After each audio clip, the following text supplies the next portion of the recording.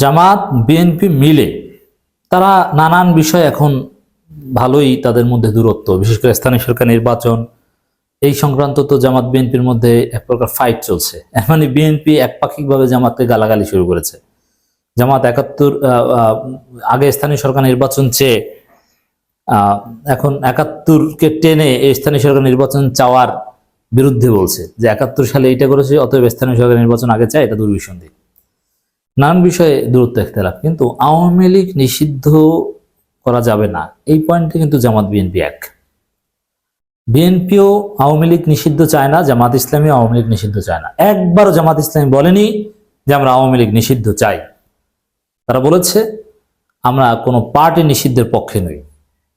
BNP একবার ভুলে সালাউদ্দিন বলেছিল যে আওয়ামী লীগ নিষিদ্ধ চায়, পরে আবার লোকমা দিয়েছেন মির্জা ফখরুল ইসলাম আলমগীর যে না, আওয়ামী লীগের নিবন্ধন থাকবে কি থাকবে না এটা জনগণ ডিসাইড করবে, আমরা এই নিষিদ্ধ পক্ষে বিপক্ষে কোনো দলের বিপক্ষে আমরা বলবো না, আমরা গণতান্ত্রিক মূল্যবোধে বিশ্বাস করি, উদার গণতন্ত্রে বিশ্বাস করি, এর মানে আওয়ামী লীগ নিষিদ্ধ করা যাবে না। বিএনপি জামাত মিলে এই জায়গাটাই কিন্তু আছে যে তারা আওয়ামী লীগ নিষিদ্ধ চায় না, কিন্তু ছাত্র জনতা তারা ঠিক আছে, তাদের অনর অবস্থান কঠিন বার্তা। আমরা এই প্রশ্নে অলওয়েজ ছাত্র জনতার সাথে, বিএনপি জামাতের সাথে নই। দর্শক, আওয়ামী লীগ নিষিদ্ধ না হলে রাজপথ ছাড়ব না আব্দুল হান্নান মাসুদ। রাজপথে ছাত্র আছে এবং থাকবে। সংস্কার ছাড়া নির্বাচনও ছাত্র মানবে না, আগে স্থানীয় সরকার নির্বাচন হতে হবে। এই পয়েন্টে এখন রাজনীতি উত্তেজনা চলছে। আওয়ামী লীগ নিষিদ্ধ করতে হবে।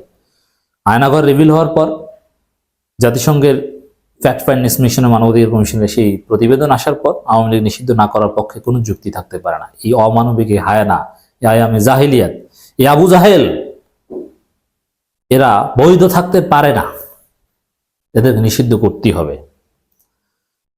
বৈষম্যবিরোধী ছাত্র আন্দোলনের মুখ্য সংগঠক আব্দুল হান্নান মাসুদ বলেছেন, গণহত্যায় আওয়ামী লীগ ও শেখ হাসিনার সম্পৃক্ততা আন্তর্জাতিকভাবে প্রমাণিত হয়েছে, তাই তাদের বিচার ও দলটি নিষিদ্ধ না হলে রাজপথ ছাড়ব না।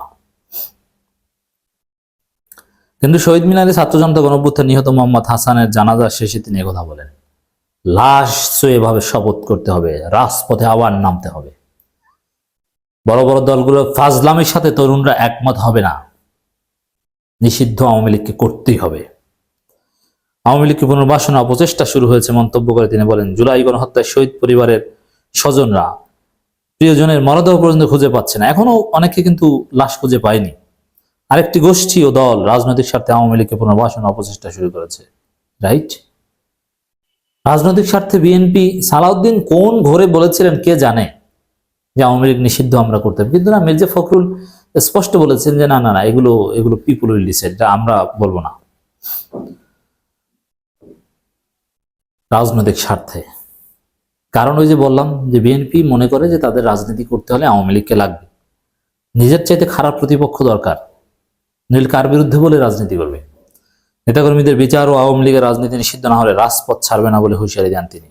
এই ছাত্ররাই আমাদের শেষ ভরসা, ওরাই এই দেশকে আবার বাঁচাবে। দেশকে বিএনপি আবার যেরকম ধ্বংসের দিকে নিয়ে যাচ্ছে, এই ছাত্ররা আমাদেরকে বাঁচাবে, এবং আগেও যেরকম জামাত শিবির সাথে ছিল এবারও থাকবে, আমরা বিশ্বাস করি। এদিন গণহত্যাকারী দল হিসেবে আওয়ামী লীগের বিচার ও নিষিদ্ধের দাবিতে কফিন মিছিল করেছে বৈষম্যবিরোধী ছাত্র আন্দোলন ও তার পরিবারের সদস্যরা। শহীদ হাসানের বাবা বলেন, আমার ছেলে গত 5 আগস্ট বাসা থেকে বেরিয়ে আর ফেরেনি। আমি সারাদিন খোঁজ নিয়েও তার সন্ধান পাইনি। পরদিন থেকে আমি ঢাকা মেডিকেল মর্গ থেকে শুরু করে ঢাকার প্রতিটি মর্গ, হাসপাতাল ও কবরস্থানে খোঁজ নিয়েছি, আমি আমার ছেলের সন্ধান পাইনি। এরপর ঢাকা মেডিকেল মর্গে হাসান ইনাম ভাই এবং নাফিসা সাকাফি আপু আমার ছেলের লাশ শনাক্ত করে। পরে আমার ডিএনএ টেস্ট দিয়ে 1 মাস 1 দিন পর আজ ছেলের লাশ বুঝে পাই। 5 আগস্ট যারা আমার ছেলে সহ হাজারো মানুষকে হত্যা করেছে তাদের কঠিন থেকে কঠিনতার বিচার চাই। একজন বিচার করে একজন একজন করে ধরে সবাইকে সর্বোচ্চ শাস্তি দেওয়ার দাবি জানাই। এই শহীদদের কথা কি বিএনপি জামাতের কানে যায় না? এদের আর্তনাদ কি তাদের হৃদয় স্পর্শ করে না? যে কোন যুক্তিতে আওয়ামী লীগ নিষিদ্ধ চায় না তারা, কোন স্বার্থে? এই অমানবিক বর্বর আয়না করে কি নৃশংসতা! এরা কি মানুষ? আর আপনি কি রাজনীতি করবেন গরু ছাগল কুত্তা নিয়ে? আওয়ামী লীগের কুত্তাদের নিয়ে রাজনীতি করবেন? আপনারা তাদের নিষিদ্ধ চান না? তাহলে কি নিষিদ্ধ চান? এই বিএনপি জামাত তো মদ নিষিদ্ধেরও বিরোধিতা করবে মনে হয় তাদের রাজনৈতিক স্বার্থে অনুকূলে আসলে, যে না মদ এটাও ভালো, এটা দরকার আছে। মানে এগুলো কি? শুকরের গোস্ত নিষিদ্ধ করতে তো আপনারা বিরোধিতা করবেন আওয়ামী লীগ নিষিদ্ধের বিরোধিতা যদি করেন বা আওয়ামী লীগ নিষিদ্ধ যদি না চান। বিএনপি জামাতকে ধিক্কার জানাই।